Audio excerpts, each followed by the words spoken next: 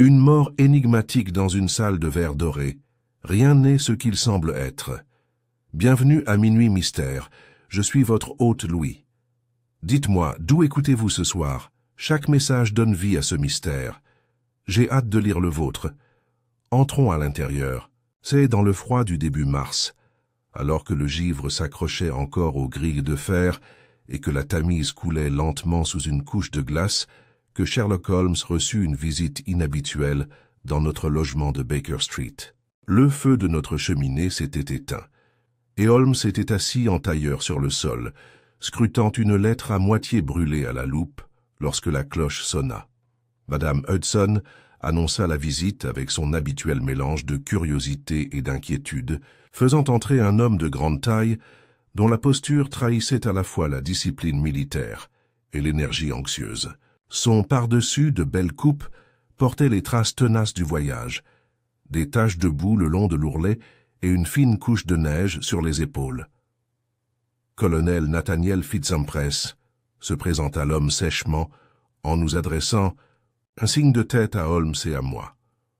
Officier des lanciers du Bengale de Sa Majesté, je viens à vous, monsieur Holmes, au moment le plus douloureux de ma vie. Holmes se leva d'un geste fluide, désignant le fauteuil au coin du feu. Alors, j'espère que nous allons nous en occuper ensemble, colonel. Je vous en prie, parlez librement. Les mains du colonel tremblaient lorsqu'il retira ses gants. Ma nièce, mademoiselle Imogen Hale, a disparu. Disparu il y a 3 jours du conservatoire d'Amber, dans notre propriété de Richmond, Scotland Yard. N'a guère fourni d'informations, si ce n'est des platitudes. On m'a dit qu'il n'y avait aucun signe de lutte, et pourtant, la manière dont elle a disparu est anormale. Le seul indice, une simple vitre brisée dans le dôme sud. Et autre chose, Holmes se pencha en avant. Oui, le colonel hésita.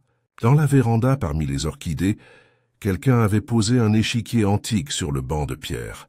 Une partie était en cours, bien que personne dans la maison ne l'avoue. Imogen n'y jouait que rarement et ne le laissait jamais là. La Reine Blanche avait été remplacée par un éclat d'ambre sculpté à son effigie. « Fascinant », murmura Holmes. « Ambre, dites-vous? Inhabituel et certainement intentionnel. Quoi d'autre ?» Le colonel Fitz-Impress sortit une petite enveloppe de son manteau. « Ceci est arrivé par la poste le lendemain matin. Ni adresse, ni cachet, juste ceci à l'intérieur. » Il tendit un carré de parchemin rigide. Holmes l'ouvrit avec précaution, révélant une ligne de texte écrite d'une écriture ciselée et bouclée. Le roi noir n'a jamais quitté l'échiquier. Il a simplement attendu que le soleil se couche. Holmes étudia le billet en silence, puis le tourna entre ses doigts, remarquant le filigrane et le grain du papier. Il renifla l'encre, puis me le tendit. « Watson, remarquez la phraséologie. Poétique, presque théâtrale. Ce n'est pas un criminel ordinaire. » Je me tournai vers le colonel. « Qu'est-ce que c'est que ce conservatoire d'Ambre? Une serre privée de renom, » répondit-il, « construite par mon grand-père pendant la grande exposition, remplie d'orchidées. Rares et de spécimens tropicaux, Imogen y prenait un immense plaisir. Un sanctuaire jusqu'à... » Holmes enfilait déjà son manteau. « Alors, il faut absolument que nous allions à Richmond. Une partie d'échecs, une vitre brisée et une dame disparue dans une serre nommée d'après une pierre précieuse. » Ce n'est pas une trinité fortuite, colonel. C'est une énigme qui attend d'être résolue. Alors que nous avancions dans le vent glacial de Londres, je ne pouvais m'empêcher de ressentir la tension qui accompagnait toujours le début des affaires les plus curieuses de Holmes. Quoi qu'il se soit passé dans cette salle de verre couleur timbre, je soupçonnais que cela mettrait à l'épreuve les capacités de mon ami, aussi sûrement que les eaux du Reichenbach avaient autrefois mis sa détermination à l'épreuve. Je ne savais pas que le puzzle le plus complexe de nos carrières était déjà en marche et que nous montions sur le plateau. Le train pour Richmond partit peu après 11 heures, et le wagon que nous avions réservé était heureusement vide, ce qui laissa à Holmes suffisamment d'espace pour étendre ses jambes sur le siège en face de moi, tandis qu'il alternait entre un silence introspectif et des commentaires apparemment hors sujet sur la classification des plantes, le rôle de la lumière dans le phototropisme et l'histoire des échecs en Europe de l'Est. J'avais appris depuis longtemps que de telles digressions n'étaient jamais des distractions futiles, mais plutôt les satellites en orbite d'un esprit qui s'aligne. J'avoue, dis-je rompant un long silence tandis que nous traversions la Tamise, cette histoire de pièces d'échecs en ambre me paraît théâtrale, voire symbolique. Soupçonnez-vous un message codé dans le jeu lui-même? Holmes ne leva pas les yeux. Chaque mouvement, Watson, a un sens. Aux échecs dans la vie et certainement dans le crime. Ce que l'on choisit de faire ou de ne pas faire est le premier indice d'une intention.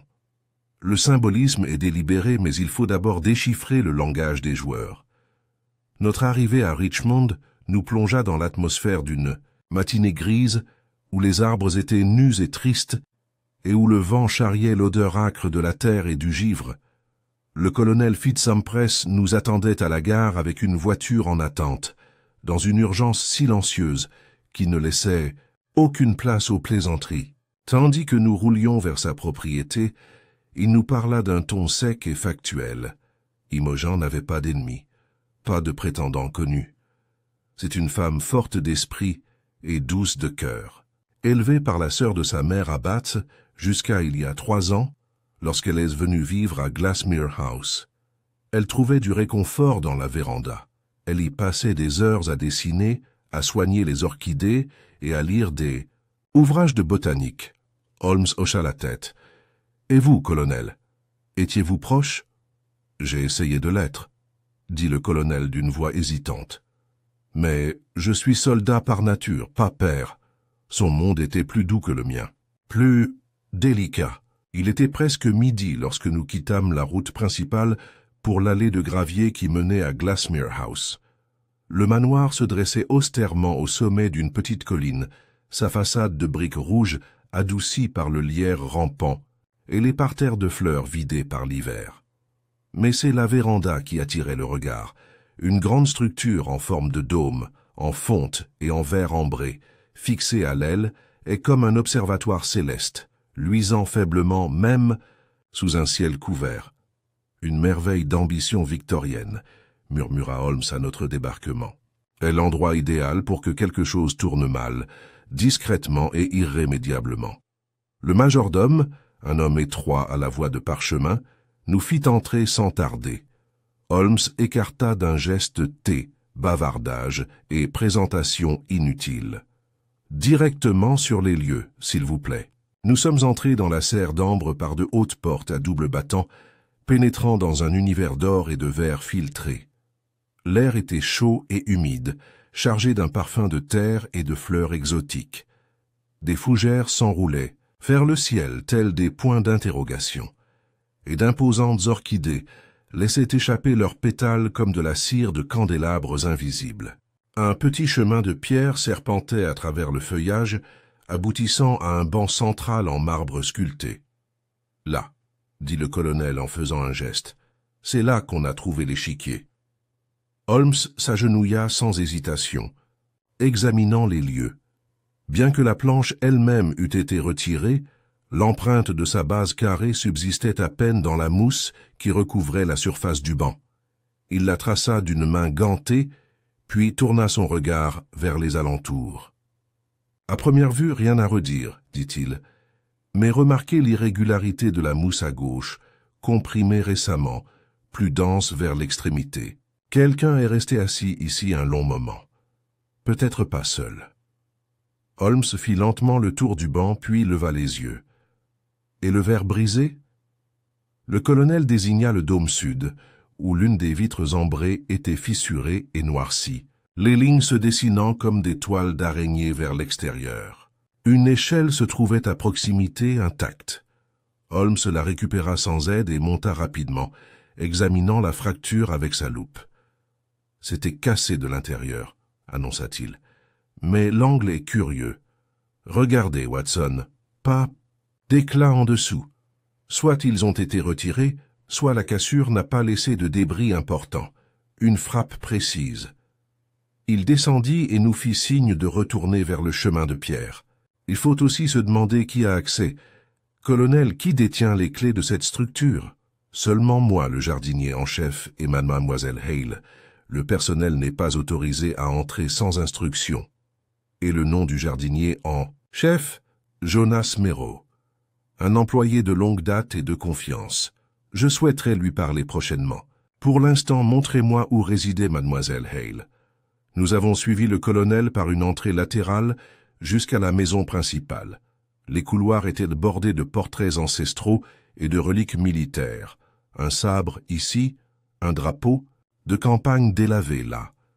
Les appartements d'Imogen Hale étaient modestes mais de bon goût, un bureau, des étagères remplies de poésie et de textes scientifiques, et un chevalet en toile orné du croquis inachevé d'un bromélia en fleurs.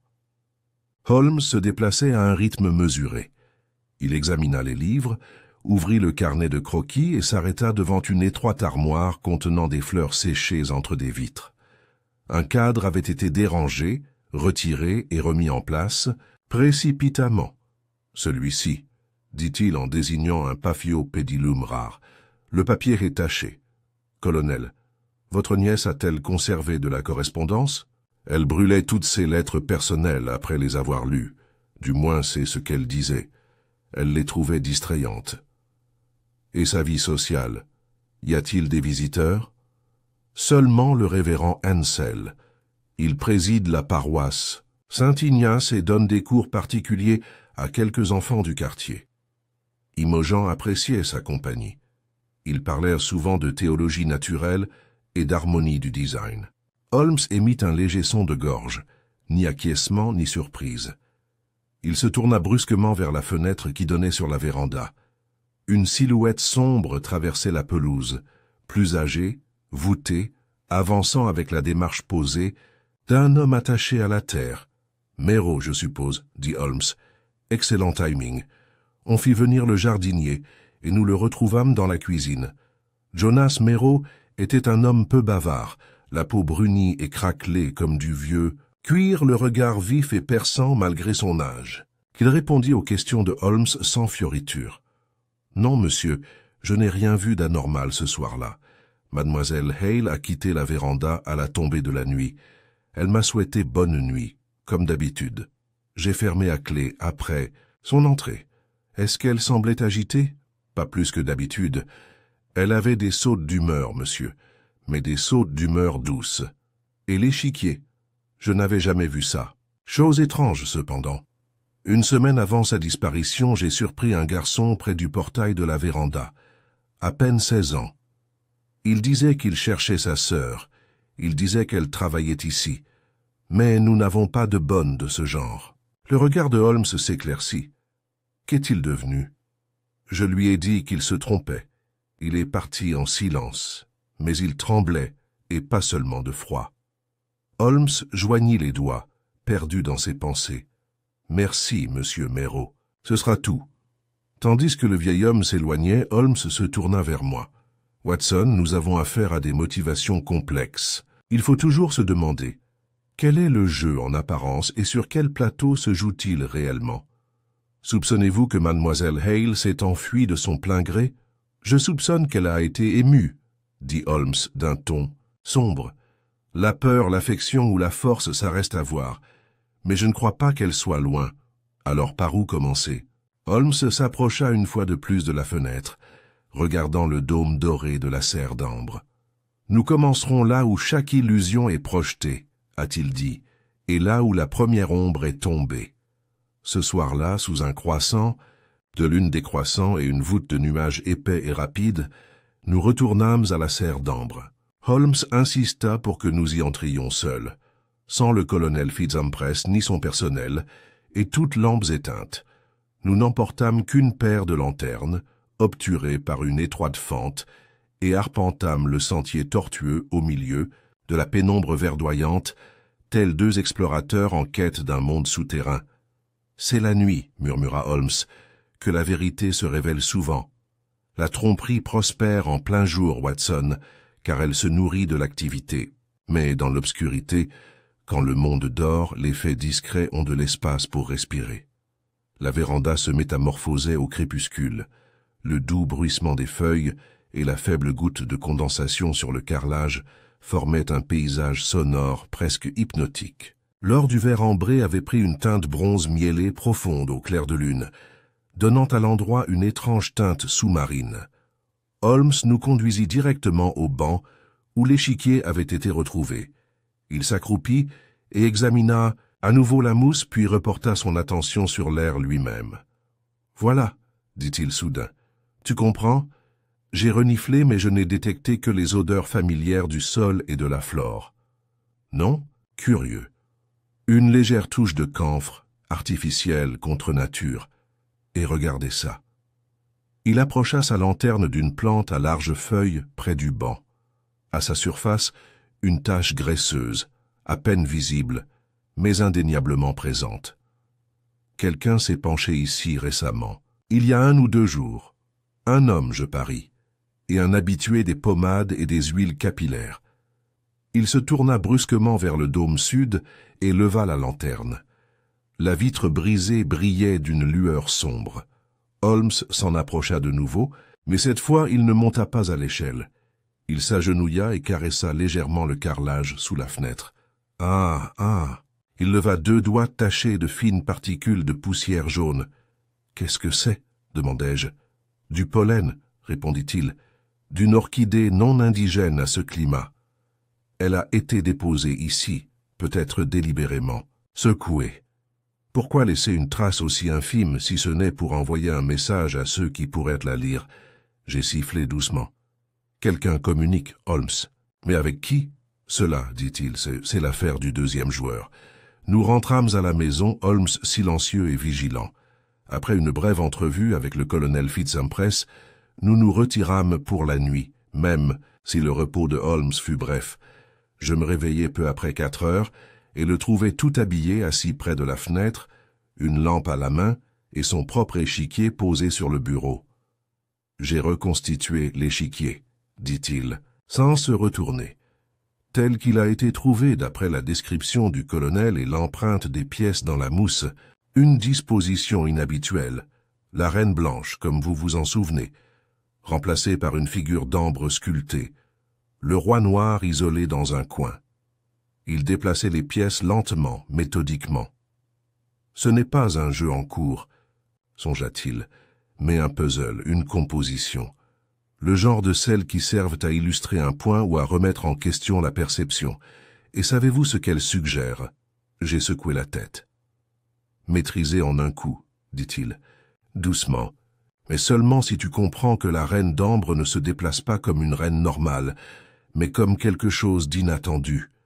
Il m'a regardé avec une intensité profonde.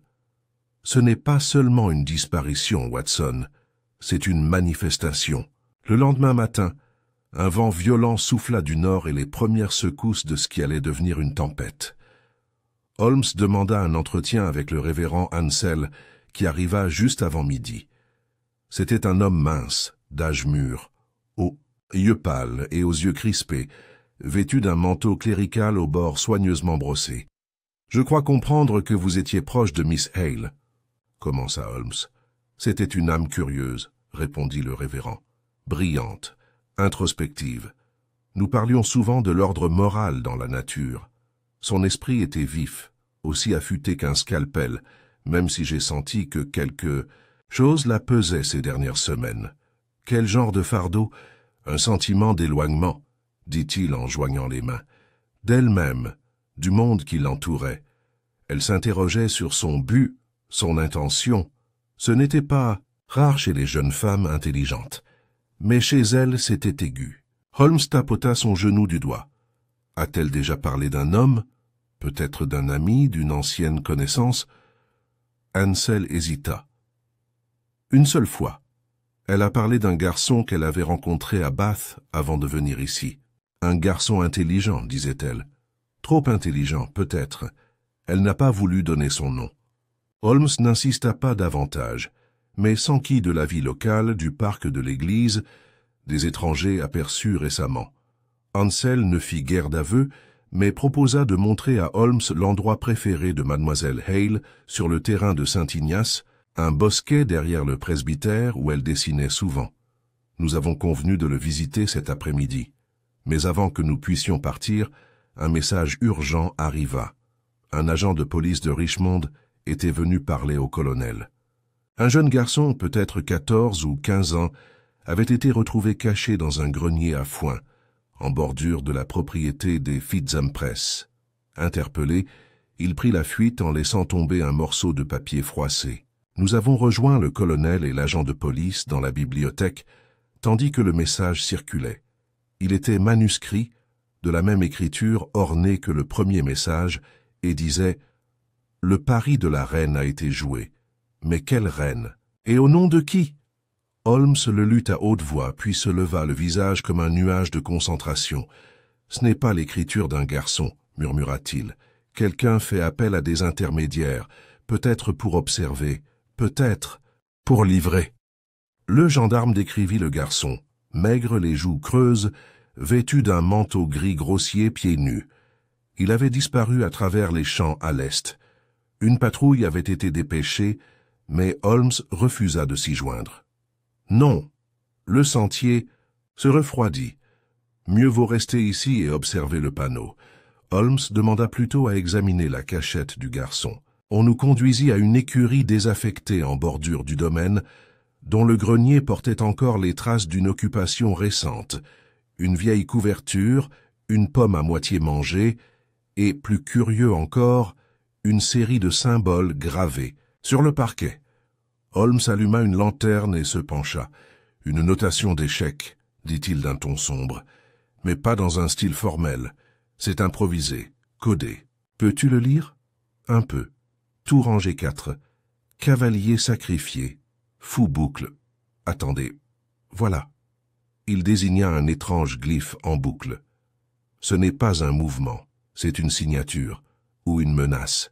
Celui qui orchestre ce jeu veut nous faire savoir que c'est plus qu'une disparition. C'est un concours. Il se leva brusquement. Nous devons parler au professeur d'art de Mademoiselle Hale. Quelqu'un lui a appris à voir le monde non pas tel qu'il est, mais tel qu'il pourrait être déformé par le verre et l'ombre. « Tu crois qu'elle est encore en vie ?» ai-je demandé. Holmes se tourna vers moi, l'air indéchiffrable. Je crois que Mademoiselle Hale est peut-être la seule joueuse à comprendre pleinement la forme de cet échiquier, et je soupçonne qu'elle a fait un coup que personne, et encore moins son adversaire, n'avait anticipé. Nous avons trouvé M. Dorian Levy, le jeune professeur d'art chargé d'enseigner le dessin botanique à Mademoiselle Hale, dans un modeste atelier attenant à une maison mitoyenne, près de Kew Road. L'atelier, bien que petit, était baigné de lumière et de couleurs. Des flacons de pigments en verre scintillaient comme des vitraux sur le rebord de la fenêtre, tandis que des toiles étaient déposées sur toutes les surfaces disponibles, certaines à moitié finies, d'autres des études éclatantes d'orchidées, de fougères et de plantes carnivores, rendues avec une précision saisissante.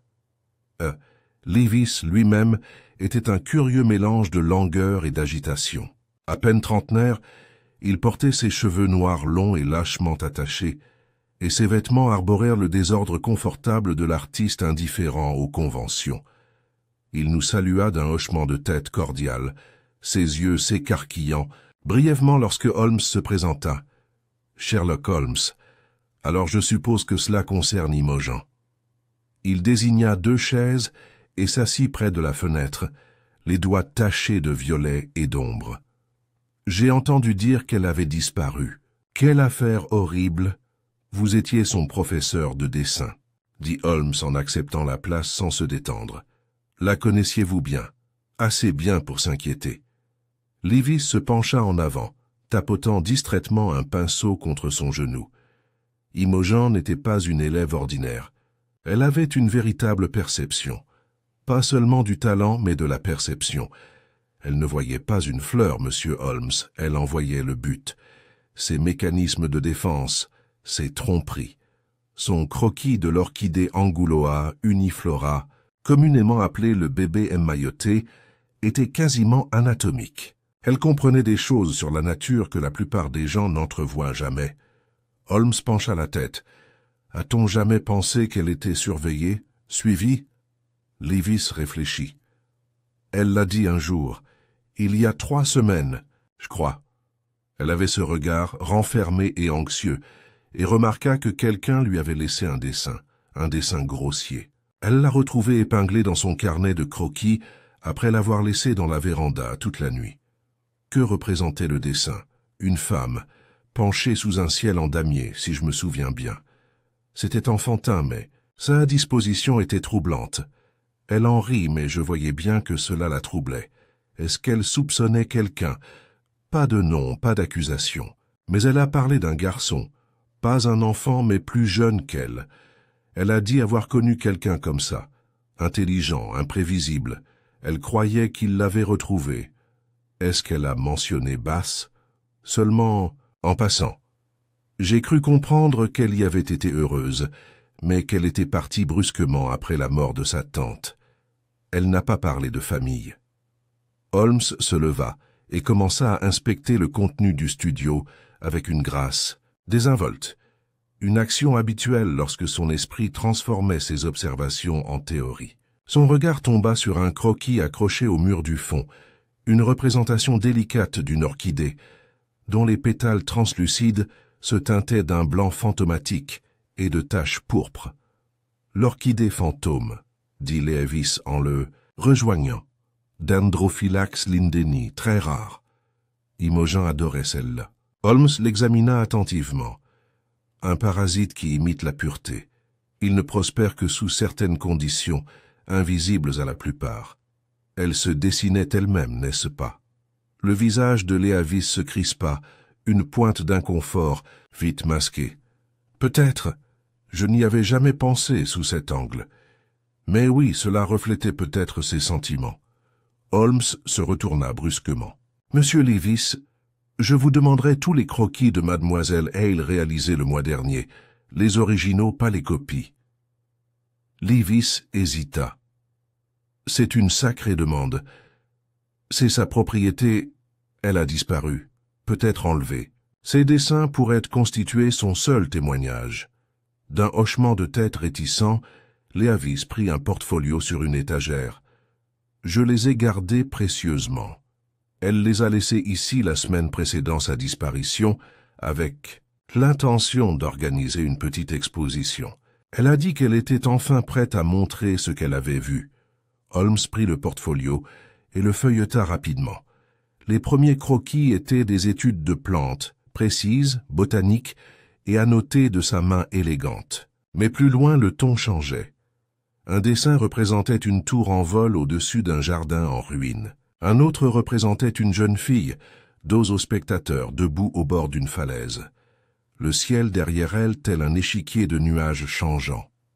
Un autre encore représentait la serre d'Amber, vue d'en haut, stylisée comme une cathédrale, à devers surplombée par une couronne de reines. « Ce sont des messages, » murmura Holmes, « mais pas pour nous. » Alors que nous quittions le studio, portfolio en main, l'humeur de Holmes devint plus trouble. Le vent s'était levé et des flocons de neige formaient des spirales paresseuses, tandis que nous retournions à Glassmere House. « Tu vois le schéma, Watson ?» demanda-t-il, les yeux fixés devant lui. « Je vois une fille qui croyait être traquée par un fantôme de son passé. » Holmes hocha brièvement la tête. « Et je vois une artiste qui a codé ses peurs, peut-être même ses intentions, dans le seul langage qui, selon elle, lui survivrait, la métaphore. » De retour au domaine, nous avons trouvé le colonel Fitzimpress dans le salon, arpentant le feu. Un télégramme frais était ouvert dans sa main. « Des nouvelles ?» demanda Holmes. Le colonel le lui tendit d'un air sombre. « De Scotland Yard. Ils ont arrêté le garçon qui s'est enfui de l'écurie. Il a été surpris alors qu'il tentait de monter à bord d'une péniche en aval, à Isleworth. » Holmes fronça les sourcils. « Excellent. Il faut lui parler immédiatement. » Mais le colonel leva la main. « Il y a plus. Il a donné un faux nom, mais a finalement avoué être Terence Blake, autrefois employé à Bath comme page chez Madame Catherine Hale, la tante d'Imogen. » Le regard de Holmes s'aiguisa. « Alors, ce n'est pas un inconnu. Non, mais ses motivations restent floues. Il prétend qu'il essayait de la protéger. D'un faux roi, comme il le dit. Je n'en dirai pas plus. » Holmes se tut, puis se tourna vers moi. On part immédiatement pour Isleworth. Le voyage était d'un froid glacial, la neige fondue, se transformant en neige, lorsque nous atteignîmes l'avant-poste temporaire du chantier, près des quais riverains.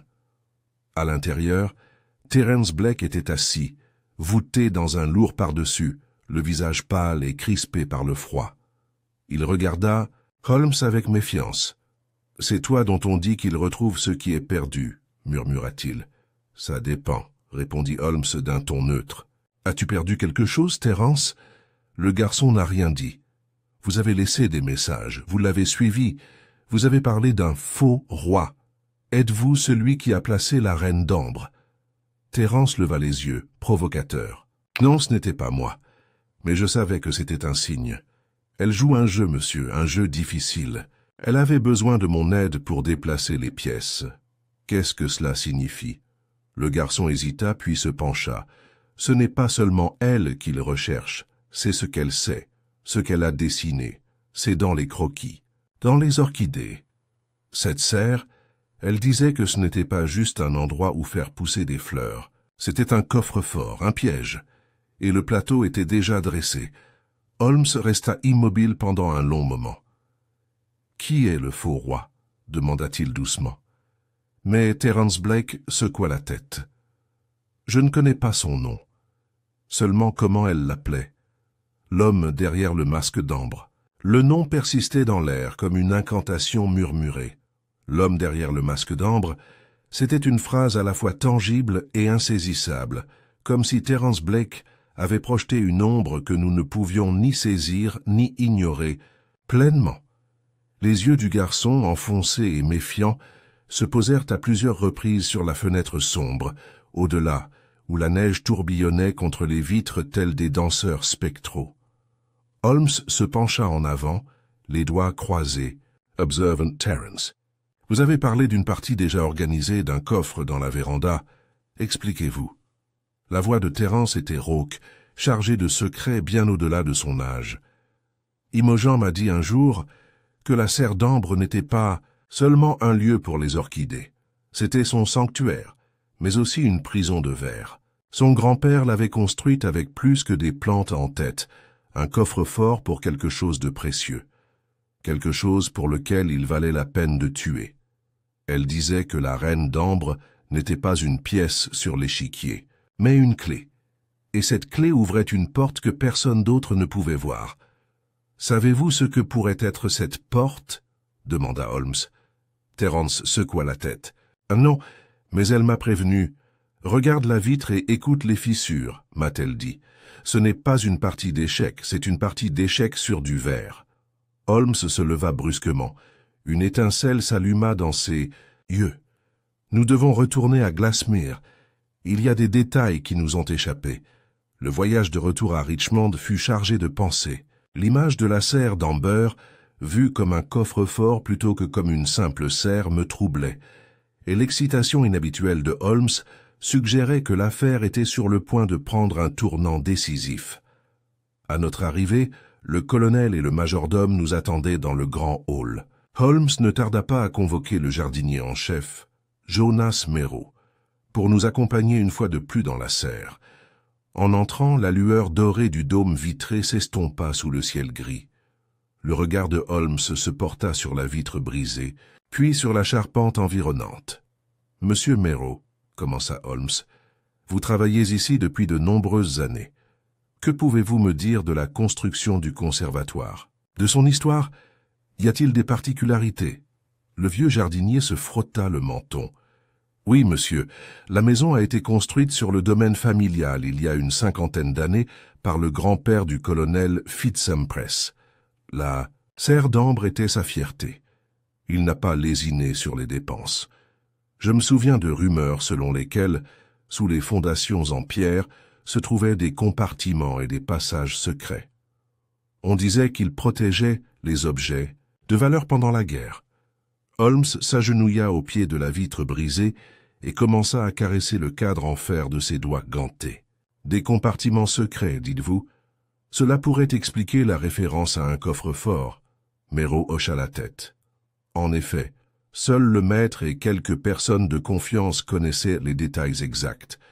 Les parois vitrées et les ferronneries de la véranda cachent bien plus que des plantes. Avez-vous déjà vu ou entendu quelque chose d'inhabituel ici? La nuit, peut-être? Insista Holmes. Une seule fois, répondit le jardinier d'une voix basse. Il y a quelques mois, j'ai entendu des bruits près du dôme sud, des murmures et des tapotements. J'ai cru à des rats, mais je n'ai rien trouvé. Les yeux de Holmes brillèrent. Alors, je vais examiner la ferronnerie elle-même. Avec l'aide de Holmes, il inspecta la structure de la véranda à la scie. Loup. Sous la vitre brisée, il découvrit une légère rayure, une rainure presque imperceptible creusée dans le fer en forme de croissant. Un loquet secret, murmura Holmes, une porte dans la vitre. Il appuya sur un petit bouton caché et avec un léger clic, une section du verre ambré s'ouvrit vers l'intérieur comme une trappe. À l'intérieur se trouvait un passage étroit, juste assez large pour qu'un homme puisse ramper menant dans l'obscurité. « Par Jupiter, murmurai-je, c'est le coffre. » Holmes sortit une bougie et commença à ramper à l'intérieur. Après quelques mètres, le passage déboucha sur une petite pièce bordée d'étagères et de compartiments. L'air était vicié et chargé de poussière, mais la lanterne de Holmes révéla son contenu. Un assortiment de papier, de petites boîtes en bois, et plus frappant encore, plusieurs objets en ambre, dont une pièce en forme de reine identique à celle trouvée sur l'échiquier. Holmes examina attentivement la reine, caressant les délicates sculptures. Ce n'est pas une pièce ordinaire. Elle contient une cavité creuse, scellée. Il sortit un petit outil de sa poche et l'ouvrit avec expertise. À l'intérieur se trouvait une note pliée. Holmes le déplia et lut à haute voix. « La partie commence dès que le premier coup est forcé. Ne faites pas confiance à un roi qui porte un masque d'ambre. » Je sentais l'esprit de Holmes s'emballer. Il remit soigneusement le billet et empocha la pièce d'échec. « Colonel, dit Holmes, cette pièce était clairement destinée à être secrète. Savez-vous ce que votre grand-père a pu y cacher ?» Le visage du colonel pâlit. Il y avait toujours des rumeurs d'une collection précieuse, des bijoux de famille, peut-être des documents relatifs aux affaires coloniales, mais rien de confirmé. Les yeux de Holmes se plissèrent. La disparition de Notre-Dame n'est pas liée à une dispute amoureuse, ni à un simple enlèvement, mais à cette cache cachée. Quelqu'un a cherché ce qui se cache sous la vitre. Soudain, un léger murmure de voix s'éleva de la véranda extérieure. Holmes fit signe de se taire. Une silhouette apparut dans l'embrasure de la porte. Une femme, grande et mince, le visage encadré de cheveux noirs et d'ombre. Elle se tenait avec un calme imposant et nous regardait avec un calme presque froid. « Mademoiselle Imogen Hale », annonça doucement Holmes. Elle s'avança, sans peur, son regard rivé à celui de Holmes. « Tu es revenu, » dit-elle, « et tu as découvert mon secret. Pourquoi se cacher ici ?» demanda Holmes. « Pourquoi jouer à ce jeu dangereux ?» Les yeux d'Imogen se tournèrent vers la reine d'ambre dans la main de Holmes. « Parce que je ne peux pas jouer seul. L'homme derrière le masque d'ambre veut tout prendre, l'héritage de ma famille, ma liberté. Je viens à peine de commencer à bouger mes pièces. » L'expression de Holmes se durcit. « Et cet homme, que veut-il » La voix d'Imogen était ferme, mais une ombre passa sur ses traits. Il veut que le passé reste enfoui. Mais chaque secret a un prix. Elle fit un geste vers le passage derrière elle. « Venez, il y a beaucoup à expliquer. Et la partie est loin d'être terminée. » L'entrée d'Imogen Hale dans la chambre secrète sous la serre d'ambre transforma l'atmosphère, passant du mystère à l'urgence de la révélation. La lueur vacillante des bougies projetait des ombres dansantes sur son visage, illuminant la détermination qu'il avait visiblement soutenue pendant les jours passés dans la clandestinité. Holmes, d'un léger hochement de tête, nous fit signe de nous, asseoir sur les bancs de pierre bordant la petite voûte. Le léger bourdonnement des parois vitrées de la véranda semblait nous enfermer dans un instant suspendu, comme si le dôme d'ambre lui-même était un creuset, préservant un secret qui n'était plus destiné à rester enfoui. Mademoiselle Hale, commença Holmes d'une voix soigneusement modulée. Vous avez échappé à toute détection ici pendant plusieurs jours. Dites-nous, je vous prie, ce qui vous a poussé à vous cacher sous cette vitre qui semblait vous emprisonner. Elle prit une inspiration, se ressaisit. La disparition, l'échiquier, le verre brisé, tous ces signes t'étaient destinés, à toi et à quiconque voudrait bien m'écouter. Je n'ai pas disparu de mon plein gré. J'ai fui l'ombre d'un homme qui se prétendait tel le roi d'Ambre. Holmes se pencha en avant. Et cet homme, quel est son lien avec votre famille? Le passé de mon grand-père, dit doucement Imogen, est étroitement lié au sien. Avant sa mort, mon grand-père était impliqué dans des affaires politiques et personnelles dont on n'a jamais parlé. Le roi d'Ambre cherche à effacer ces affaires par tous les moyens. J'en ai découvert la preuve dans les croquis et les papiers conservés ici. Des lettres, des documents, des registres cachés dans le coffre. Les yeux de Holmes brillèrent. Des documents qui pourraient le démasquer? Elle hocha la tête. Oui, s'il tombait entre de mauvaises mains, il pourrait détruire des vies, y compris la mienne. J'ai dû me cacher pour les protéger. Et me protéger. Le colonel Fitzhumpress intervint, la voix lourde d'inquiétude. Et Terence Blake, quel rôle joue-t-il là-dedans? Le regard d'Imogen s'adoucit. Terence était un ami fidèle de Bass. Il a essayé de me prévenir, lorsqu'il a appris le danger. Mais le roi d'Ambre a les yeux partout. Je craignais que même mes proches soient compromis. Holmes se caressa le menton. Alors vous croyez qu'il s'agit d'un complot et non d'un simple enlèvement? Oui, et un jeu joué avec des pions qui croient contrôler l'échiquier. Holmes se leva et se dirigea vers les étagères. Il sélectionna soigneusement plusieurs documents et les étala sur la surface en pierre du banc. Parmi eux se trouvaient des lettres écrites à l'encre, délavées, marquées de symboles énigmatiques et d'un motif récurrent, un sceau d'ambre en forme de couronne royale. Ces correspondances, murmura Holmes, parlent de rencontres clandestines, d'échanges codés et de menaces voilées. Le pouvoir du roi d'Ambre est effectivement immense. Il se tourna vers Imogen.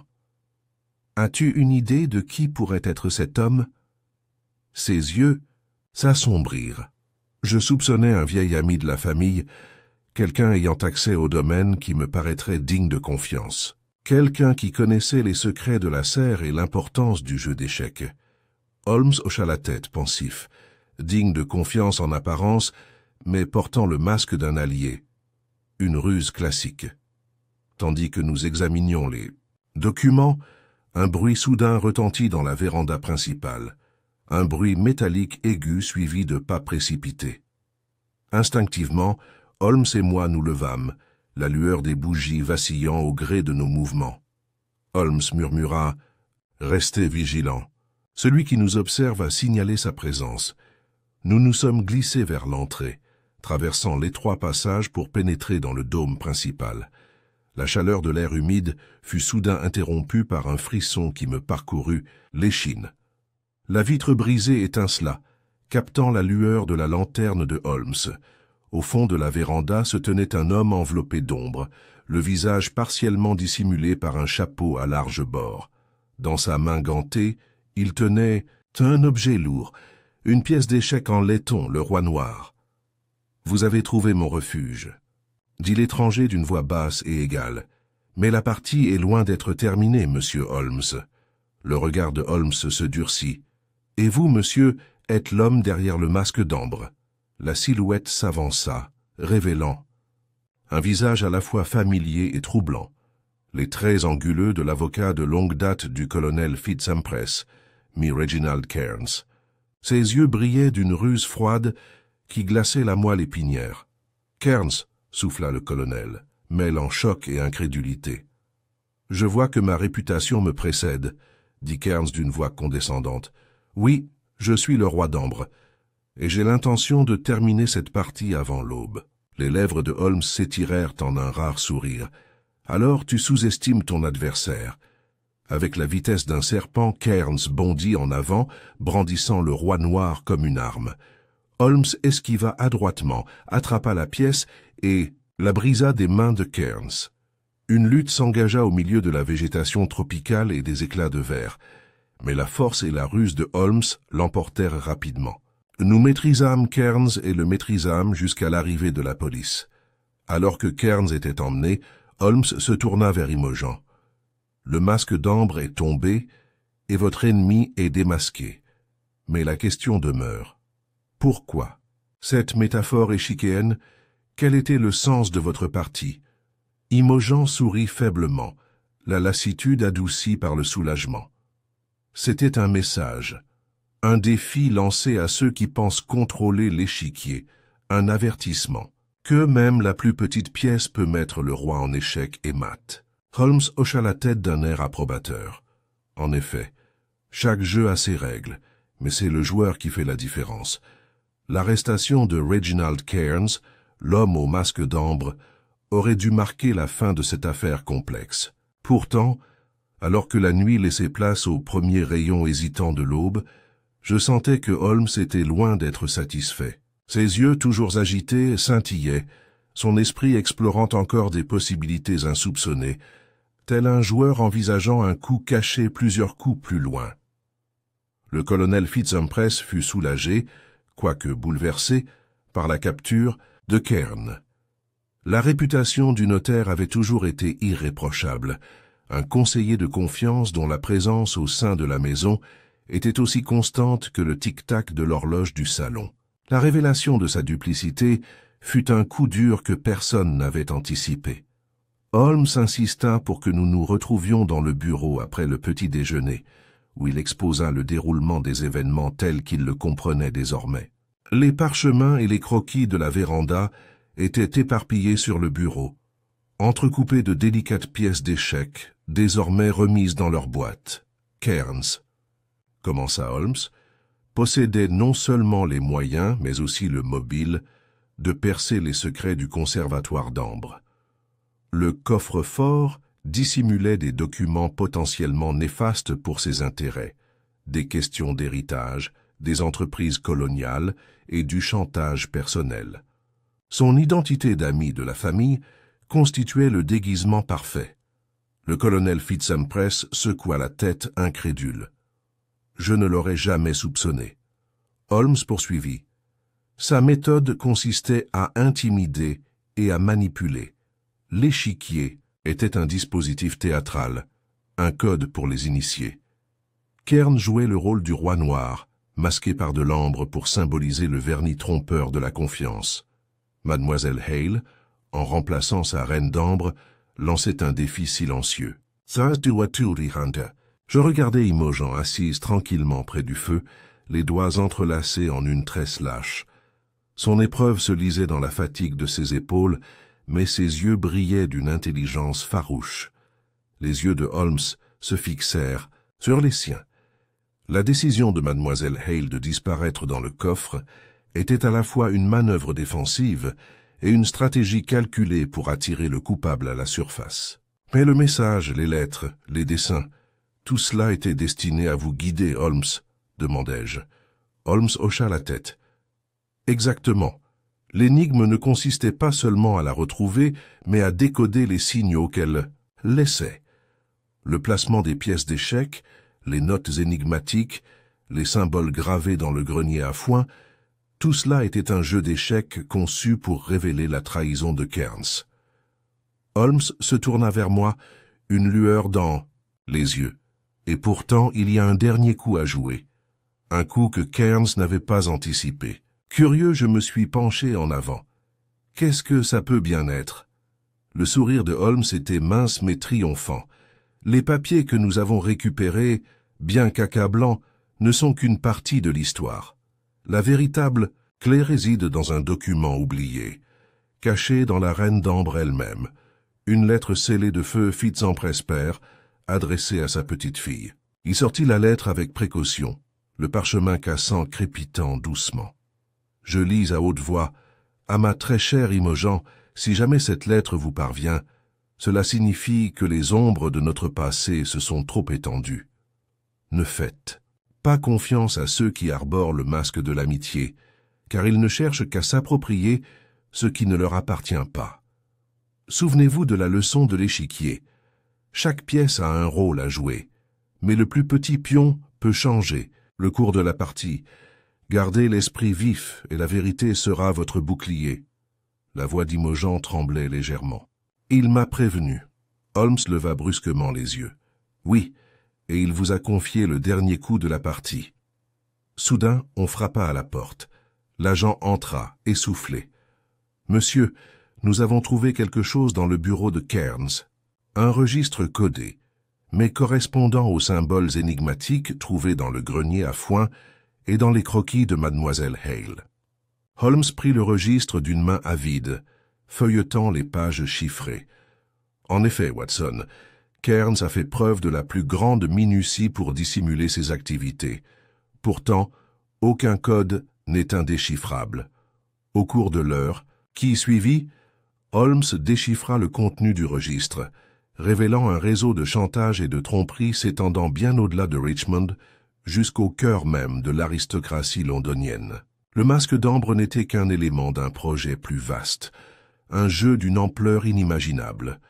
Holmes arpentait la pièce, rassemblant les fils de l'histoire.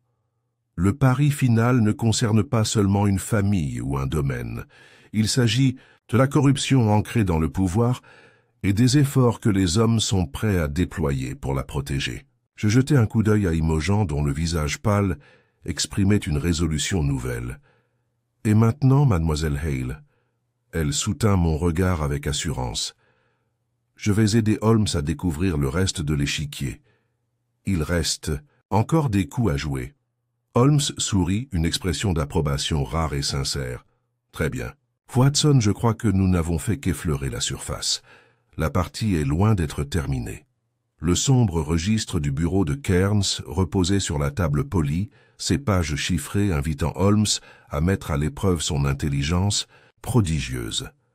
Malgré le froid croissant du début du printemps, l'atmosphère du bureau était lourde de tension.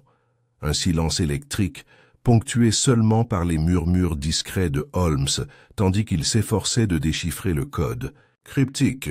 Dehors, le brouillard londonien pressait implacablement les fenêtres, comme s'il tentait d'étouffer la vérité entre les murs du 221B Baker Street. Holmes s'était penché sur le registre, scrutant l'élégante écriture. Ce chiffrement est complexe, mais pas impénétrable. Les symboles découverts par Terence Blake sont une variante d'un code polyalphabétique du XIXe siècle. Ingénieux, mais sa faiblesse réside dans la répétition. J'ai offert toute l'aide possible, en passant mes doigts le long des symboles, tandis qu'Imogen était assise tranquillement à proximité, son expression solennelle mais résolue. Les heures passèrent. La lumière du gaz vacillait et faiblissait, tandis que les doigts de Holmes reconstituaient adroitement le message caché. Finalement, il se laissa aller en arrière, les yeux brillants de satisfaction. Le registre révèle un réseau d'influence bien plus vaste que je ne le pensais initialement. Cairns n'était qu'un simple pion, manipulé par ceux qui résident dans les coulisses obscures du pouvoir londonien. Des noms liés à des établissements bancaires, des personnalités parlementaires et des intérêts coloniaux jonchent les pages. Pots de vin, menaces et disparitions, un véritable tableau de corruption. Imogen frissonna. Le danger s'étend, donc au-delà du domaine. Holmes hocha gravement la tête. En effet, le masque d'ambre est porté par beaucoup, et ce registre n'est qu'une fraction de la vérité. Un coup frappé à la porte nous fit sursauter. Madame Hudson entra avec un télégramme, le sceau de Scotland Yard étant indubitable. Holmes le prit, brisant la cire avec une délicate précision. « Inspecteur Lestrade » lut Holmes à voix haute. « Signalement d'une effraction au domaine. »« Fitz Empress. La serre d'Amber a été dérangée. L'intrus a pris la fuite dans la nuit. Aucune trace. Sécurité renforcée requise. » Le colonel Fitz-Empress, arrivé discrètement derrière nous, grimaça. « Comment cela a-t-il pu arriver ? J'ai ordonné la surveillance du domaine. » Holmes se leva, son manteau déjà à moitié enfilé. « Parce que nous avons affaire à des gens qui comprennent le jeu. Ils frappent là où on s'y attend le moins.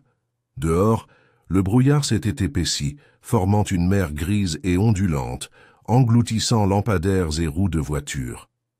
Holmes nous guida rapidement à travers la brume, la lumière des lampadaires traçant de brefs sillons dans l'obscurité pesante. Le voyage vers Richmond fut silencieux mais urgent. À notre arrivée, la véranda était encerclée par un détachement de gendarmes et un personnel visiblement perturbé. Le dôme de verre portait des traces récentes, des rayures et des éclats là où l'intrus avait tenté de forcer l'entrée. Le banc de pierre où se trouvait autrefois l'échiquier était renversé, la mousse perturbée, et l'un des carreaux ambrés avait complètement disparu. Holmes s'agenouilla près du verre brisé. L'intrus cherchait quelque chose, ou quelqu'un, et il ne l'a pas trouvé. Le majordome s'approcha, le visage pâle. « Mademoiselle Imogen n'était pas là, monsieur, à notre arrivée. Elle a de nouveau disparu, sans laisser de traces. » La nouvelle tomba lourdement. Holmes serra les dents. « Elle a laissé un message, » dit-il en brandissant un morceau de parchemin griffonné à la hâte de sa main reconnaissable entre mille. Le roi joue ensuite, mais la reine est le véritable danger. Holmes plia soigneusement le mot et se tourna vers moi. Watson, ce n'est plus une simple disparition. C'est une guerre des esprits, une lutte stratégique entre des acteurs cachés dans l'ombre. Lestrade arriva, vif et dynamique, malgré le brouillard. Son expression était grave. Holmes, nous avons peu de pistes. L'intrus n'a laissé ni empreinte ni témoin. Nous poursuivons des fantômes. Les yeux de Holmes lancèrent des éclairs. Alors il est temps d'invoquer l'autre. Cette nuit-là, Holmes et moi patrouillions le terrain avec quelques agents, les lanternes du jardin projetant de longues ombres ondulantes. L'absence d'Imogen nous pesait tous. L'esprit de Holmes semblait osciller entre frustration et lucidité, comme si chaque nouveau développement obscurcissait et éclairait à la fois l'affaire. « Remarquez, Watson, » dit-il doucement en désignant la silhouette de la véranda, que le panneau manquant correspond à la fissure antérieure du dôme sud. L'intrus est méthodique, il cherche à accéder à la voûte en dessous, et pourtant, ils ont manqué. « Le plus gros prix, » murmurai-je. « Mademoiselle Hale elle-même. » Holmes hocha la tête. « Exactement. La vraie partie ne se gagne pas par la force brute, mais par la patience et la ruse. » Alors que le brouillard s'épaississait, un faible bruit parvint à nos oreilles, un murmure porté par le vent. Des pas légers et rapides traversant les sous-bois. Holmes porta la main à son revolver. Ils approchent. Nous avons poursuivi. L'ombre, nous faufilant entre les branches emmêlées et les haies gelées, jusqu'à ce qu'elle s'arrête dans une petite clairière sous un chêne centenaire. La lune perçant les nuages révéla une femme vêtue d'une tenue d'équitation sombre, le visage pâle mais résolu. « Imogen !» m'exclamai-je en me précipitant. Elle leva la main. « Silence, Watson, ce n'est pas encore sûr. » Holmes s'est approché de moi. « Mademoiselle Hale, où étiez-vous? Pourquoi n'êtes-vous revenu que maintenant ?» Elle soutint son regard avec un mélange de défi et de fatigue. « Parce que le jeu l'exige. Les derniers coups restent à jouer. » La voix de Holmes se réduisit à un murmure. « Alors préparons-nous. » Sous le clair de lune teinté d'ambre, au cœur des jardins enveloppés de brume de Richmond, les joueurs se sont réunis une fois de plus. Chaque étape, chaque choix, un mouvement calculé sur un échiquier où la vérité et la tromperie dansaient dangereusement proches. L'épais brouillard qui avait si implacablement enveloppé Richmond la nuit précédente commença à se dissiper avec le soleil matinal, révélant un monde purifié et pourtant teinté d'incertitude. Nous nous retrouvâmes une fois de plus dans le grand salon de Glassmere House, l'atmosphère pesante d'impatience et du poids des vérités non dites. Imogen Hale était assise près du feu, son calme désormais plus stable, même si les ombres de l'épreuve persistaient. Holmes se tenait devant l'âtre, le registre relié en cuir et une collection de pièces d'échecs disposées sur une table voisine. Ses doigts jouaient avec le roi noir et la reine d'ambre, comme s'ils rejouaient le jeu complexe qui nous avait tous consumés. « Mesdames et messieurs, » commença Holmes, « nous sommes au point culminant d'une compétition soigneusement orchestrée, dans laquelle chaque mouvement a été conçu pour cacher autant que pour révéler. Le colonel Fitzimpress observait la scène avec inquiétude. « Alors, vous savez qui est derrière tout ça ?» Le regard de Holmes parcourut la pièce. « En effet. Mais avant de dévoiler la vérité, nous devons revenir sur la série d'événements qui nous ont conduits à ce moment. » Il désigna la vitre brisée de la véranda, désormais réparée mais portant encore de légères cicatrices. Le verre brisé était le premier signe visible du concours. Sa rupture était délibérée, destinée à suggérer une entrée par effraction, mais c'est de l'intérieur de la structure que la fracture a été créée. Une manœuvre maladroite et calculée. Les doigts de Holmes tracèrent le chemin de l'échiquier jusqu'au coffre secret, se rappelant les notes cachées dans la Reine d'Ambre. La disparition de Mademoiselle Hale n'était pas une fantaisie, mais une retraite stratégique. Elle joua le rôle de la Reine d'Ambre, une pièce capable de coups inattendus, pour faire sortir le véritable joueur, le Roi d'Ambre. J'ai hoché la tête, me remémorant la confrontation avec Cairns et son arrestation. L'avocat, Reginald Cairns, était-il le Roi de l'Ambre? Holmes eut un léger sourire. Il l'était, mais seulement un parmi tant d'autres. Cairns était l'instrument, une pièce mue par des forces indépendantes de sa volonté. Le véritable cerveau cherchait à s'emparer des trésors cachés du domaine Fitzimpress, des documents et des objets qui, s'ils étaient dévoilés, démantèleraient un réseau de chantage et de trahison. Holmes se tourna vers Imogen. « Vos croquis, vos notes codées et votre courage à vous cacher dans le coffre ont été cruciaux. Ils ont forcé la main des conspirateurs. » Imogen inclina la tête. « J'ai fait ce que je devais, mais l'énigme était plus complexe que je ne le pensais. » Les yeux de Holmes brillèrent. En effet, le dernier mouvement est le plus subtil. Il saisit à nouveau le registre et en sortit soigneusement une feuille pliée. Ce document contient une confession, non pas de Cairns, mais du jardinier en chef Jonas Meroux. Un murmure parcourut la pièce. Meroux lui-même était assis tranquillement dans un coin, son visage buriné indéchiffrable. Holmes lut à haute voix. « J'ai été victime de chantage pour aider l'avocat. Les secrets du registre étaient mon fardeau. J'ai tenté d'avertir mademoiselle Hale à ma manière, mais la peur m'a réduit au silence. C'est moi qui ai brisé la vitre pour dissimuler un passage secret dont je craignais qu'il ne soit exploité. » La voix du jardinier était posée, mais basse. « Je n'ai jamais souhaité de mal à mademoiselle Imogen. J'espérais seulement protéger le domaine. » Holmes hocha la tête, un cas classique de pion contraint au sacrifice. Se tournant vers le colonel, Holmes dit « Le dernier joueur n'est pas toujours celui qui brandit la couronne, mais celui qui se déplace dans les coulisses, sans être vu. » J'ai jeté un coup d'œil à Imogen, qui semblait maintenant à la fois soulagée et contemplative. Holmes a ensuite exposé la séquence des événements, la duplicité de Cairns, la complicité réticente de Meroux et l'intervention de Terence Blake, le tout aboutissant à un équilibre délicat entre confiance et trahison. Pourtant, la question demeure, conclut Holmes. Pourquoi la Reine d'Ambre portait-elle la clé? Imogen répondit doucement, parce que j'espérais que celui qui la trouverait comprendrait le jeu, et que la justice prévaudrait non pas par la force, mais par l'intellect. Holmes esquissa un large sourire. Et la justice a prévalu. La porte s'ouvrit alors et l'inspecteur Lestrade entra avec un dossier à la main. Nous avons découvert de nouvelles preuves reliant Cairns à un réseau de corruption plus vaste, mais avec son arrestation et la préservation de ses documents, le réseau commence à se défaire. Holmes se tourna vers moi. Watson, cette affaire a mis à l'épreuve toutes les facettes de notre déduction. Le jeu était complexe, les enjeux élevés, mais au final, les plus petits détails ont fait toute la différence.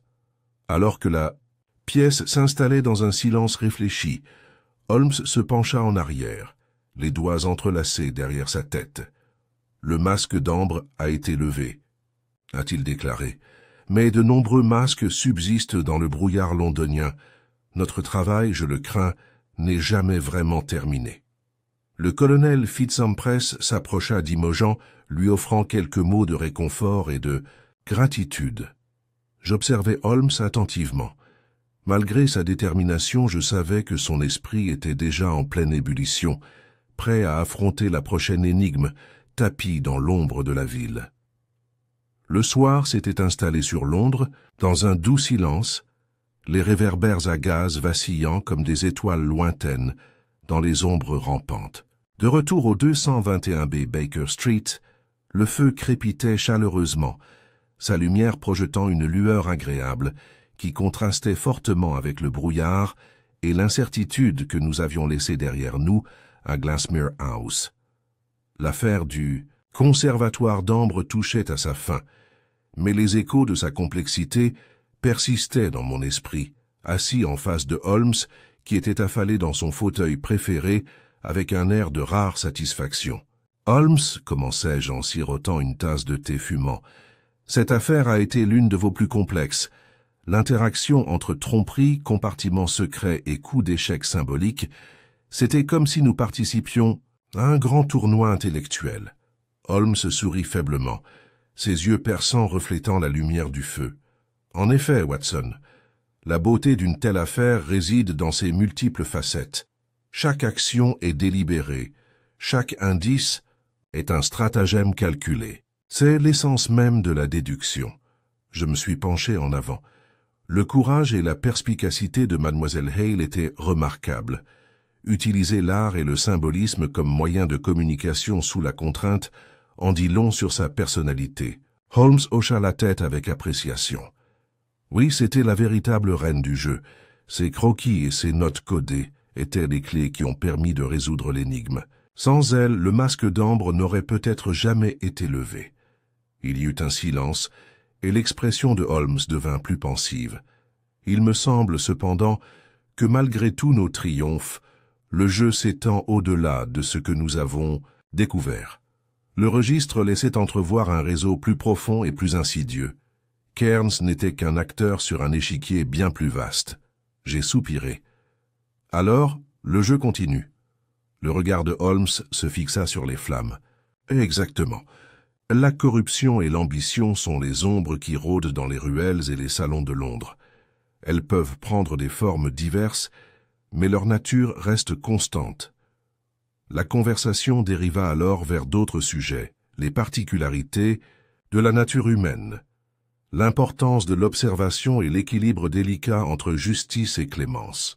Les réflexions de Holmes étaient toujours aussi profondes, mêlant son détachement caractéristique à une rare touche de chaleur.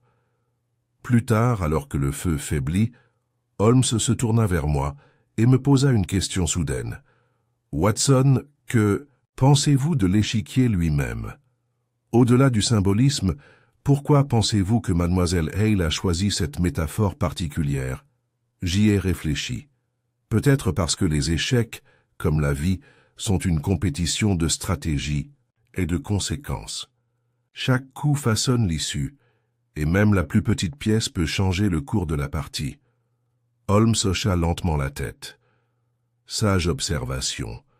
Elle nous rappelle que dans les énigmes les plus sombres, ce n'est pas la force brute qui prime, mais l'intelligence et la patience. Juste à ce moment-là, la sonnette retentit. Sa Madame Hudson entra accompagnée d'une visiteuse, une jeune femme dont le regard exprimait un mélange d'admiration et de curiosité. La cousine de Mademoiselle Hale, Mademoiselle Eliza Greville, annonça la propriétaire. Eliza s'avança et nous salua chaleureusement. Elle avait entendu parler des exploits de Holmes par la correspondance familiale et souhaitait exprimer personnellement sa gratitude. Sa présence nous rappelait que, si cette affaire nous avait tous mis à l'épreuve, elle avait aussi forgé des liens et nourri l'espoir. Alors que la soirée touchait à sa fin, Holmes s'installa dans sa pipe, contemplant pensivement les braises. Notre affaire, Watson, terminée mais jamais oubliée. Et comme toujours, le prochain mystère nous attend juste au-delà de l'horizon. J'ai souri, content de m'asseoir dans la compagnie tranquille de mon ami, sachant que dans les rues enveloppées de brouillard de Londres, le jeu continuerait effectivement. Les jours qui suivirent la résolution du mystère du conservatoire d'Ambre s'écoulèrent avec un calme inhabituel. Imogen Hale avait repris ses études, son attitude plus posée, mais marquée à jamais par les épreuves qu'elle avait traversées. Le domaine Fitz-Empress, bien que toujours sous l'ombre des événements, reprit son rythme régulier, et le colonel Fitz-Empress chercha du réconfort dans la routine de ses fonctions. Pourtant, entre les murs du 221B Baker Street, une énergie débordante régnait. Holmes, dont l'esprit vif ne cessait de chercher des énigmes, s'était déjà lancé dans un nouveau défi, son regard perçant habituel fixé sur la rue en contrebas, observant le flux et le reflux incessants de la vie londonienne. C'était, par un matin brumeux de ces matins qui semblaient étouffer les sons et déformer le familier, que la convocation arriva, une enveloppe ornée portant le sceau d'un membre éminent de l'aristocratie. Holmes brisa le sceau avec une précision experte, scrutant du regard la lettre soigneusement rédigée. « Une affaire délicate, Watson, » murmura-t-il. « Une invitation enveloppée d'urgence et de secret. Il semble que notre répit soit de courte durée. » La lettre émanait de Lady Eleanor Cavendish, figure sociale influente et mécène reconnue des arts et des sciences. Elle sollicitait la présence de Holmes à sa résidence londonienne, invoquant des inquiétudes concernant une série d'incidents inexplicables impliquant la collection d'objets rares de son défunt mari. Intrigué, Holmes organisa immédiatement notre visite. La promenade en calèche à travers les rues embrumées fut silencieuse mais électrique, le pouls de la ville s'accélérant, tandis que les réverbères projetaient des halos brumeux dans la brume. Lady Eleanor nous accueillit dans un salon spacieux, orné de portraits et de reliques du monde entier. Son expression était posée, malgré l'inquiétude qui flottait dans ses yeux. « Monsieur Holmes, Dr. Watson, commença-t-elle, je vous suis reconnaissante d'avoir pu venir si rapidement. Les événements qui perturbent ma maison défient à toute explication et je crains qu'ils ne s'aggravent. » Holmes inclina la tête. « S'il vous plaît, Lady Eleanor, éclairez-nous. » Elle nous conduisit dans une galerie où était exposée une collection exquise d'objets, manuscrits anciens, bijoux raffinés et reliques singulières de civilisations lointaines. Au centre se trouvait un objet curieux, une petite boîte finement sculptée dont la surface était ornée d'étranges symboles rappelant ceux que nous avions rencontrés au conservatoire d'Ambre. Ce coffret, expliqua Lady Eleanor, comptait parmi les biens les plus précieux de mon défunt mari. Depuis sa disparition, d'étranges phénomènes ont hanté notre foyer. Des objets égarés, des voix murmurées dans des pièces vides, des ombres qui se déplacent sans raison. Les yeux de Holmes se plissèrent.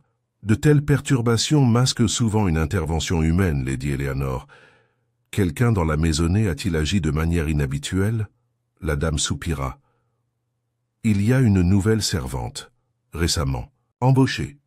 Calme, efficace, mais avec un air qui perturbe le personnel. On l'appelle Miss Carroway. L'intérêt de Holmes fut à son comble. Nous souhaiterions rencontrer Mademoiselle Carroway et examiner cette boîte de plus près. Au cours de la visite, Holmes observa attentivement et questionna. Miss Carroway, femme taciturne et aux gestes mesurés, ne laissait guère entrevoir son passé. Pourtant Holmes décela de subtils signes d'artifice. Une hésitation ici, un évitement prudent de réponse directe là. À la tombée de la nuit, Holmes demanda un examen privé du coffret. Il en examina les gravures, puis manipula un loquet caché, révélant un compartiment à l'intérieur. À l'intérieur se trouvait un parchemin plié, cette fois-ci une énigme. Quand les ombres s'allongent et que la bougie vacille, le passé et le présent s'entremêlent dans des secrets murmurés. Déverrouiller le sceau que le temps a oublié et affronter le gardien des perdus. Les doigts de Holmes scrutèrent les mots. Une fois de plus, Watson, nous nous retrouvons au cœur d'une énigme, un défi qui exige patience et précision.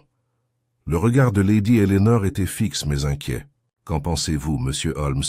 Holmes sourit ironiquement. « J'en fais un nouveau jeu, Lady Eleanor, qui exigera toute notre intelligence. Le brouillard de Londres est épais de secrets, et il semble que nous devions à nouveau nous aventurer dans son labyrinthe. » Alors que nous quittions sa résidence, La brume ondulait autour de la voiture comme une créature vivante. Je ressentis ce frisson familier, annonciateur indéniable de l'aventure. Holmes restait assis en silence, l'esprit déjà bourdonnant, reconstituant les contours du prochain grand mystère. Car dans le monde de la déduction, le jeu ne s'arrête jamais vraiment. Il recommence seulement. Le murmure de la foule londonienne du soir s'échappait faiblement par la fenêtre ouverte du 221B Baker Street, tandis que Holmes s'installait dans son fauteuil, la lueur constante du réverbère projetant des ombres vacillantes sur la pièce encombrée. L'affaire du conservatoire d'Ambre s'était estompée dans la mémoire, mais ses échos persistaient dans les angles aigus de l'esprit de Holmes et dans le reflet paisible de ses yeux. Je me suis assis à proximité, un stylo à la main, déterminé à capturer le dernier chapitre de cette histoire complexe, sachant que nos aventures n'atteignaient jamais vraiment leur fin, mais se transformèrent plutôt en de nouvelles énigmes et poursuites. Le regard de Holmes se posa sur le jeu d'échecs posé sur la cheminée, un échiquier usé dont les cases noires et blanches semblaient symboliser la lutte perpétuelle entre la lumière et l'ombre, la vérité et la tromperie. Le masque d'ambre n'était qu'un fragment, Watson, songea Holmes doucement. Une pièce singulière dans un jeu vaste et tentaculaire. Chaque cas, chaque énigme révèle une nouvelle couche, un mouvement invisible jusqu'à un examen attentif. J'ai hoché la tête, les mots résonnant profondément. C'est la nature de votre travail, Holmes. Découvrir ce que les autres négligent. Percer le voile de l'ordinaire. Il sourit faiblement. Et pourtant, c'est l'élément humain qui offre les complexités les plus fascinantes. Imogen Hale, par exemple, a su transformer une situation difficile en un défi digne de l'esprit. La cloche sonna doucement lorsque Madame Hudson entra accompagnée d'un visiteur, un jeune homme à l'allure érudite, porteur d'un paquet. Holmes le prit d'un regard curieux et le déballa pour découvrir une revue récemment publiée contenant un article sur les orchidées rares, rédigé anonymement, mais indéniablement signé par Imogen. Les yeux de Holmes pétillèrent. Elle continue de laisser son empreinte, même dans l'ombre. Un rappel que l'intelligence et la persévérance perdurent au-delà de la crise immédiate. Notre conversation dériva alors vers la lettre de Lady Eleanor Cavendish, la nouvelle énigme que nous avions entrevue sans encore la saisir pleinement. Les doigts de Holmes tapotaient pensivement la couverture du journal. L'énigme qu'elle a présentée est un appel à la vigilance. Les ombres s'allongent, les bougies vacillent, le passé se mêle au présent. C'est un avertissement poétique sur l'équilibre délicat entre révélation et dissimulation. Je sirotais mon thé en regardant la lueur du feu danser dans les yeux de Holmes. « Tu crois que le jeu sera plus difficile cette fois-ci » Le sourire. De Holmes était narquois. C'est la nature de tous les jeux, Watson. Chaque nouvel adversaire apporte une stratégie différente, une nouvelle série de coups. La question est de savoir si nous sommes prêts. Alors que la nuit tombait, Holmes se leva et s'étira, son esprit toujours agité, esquissant sans doute déjà les contours du défi qui l'attendait. « Le jeu continue, Watson, » dit-il doucement. « Et nous aussi. » Je pose ma plume, reconnaissant de cette compagnie tranquille et de la promesse de mystères à venir. Car dans les rues brumeuses de Londres, où les ombres se déplacent et où se cachent les secrets, il y aura toujours des énigmes à résoudre, et pas de meilleur acteur que Sherlock Holmes.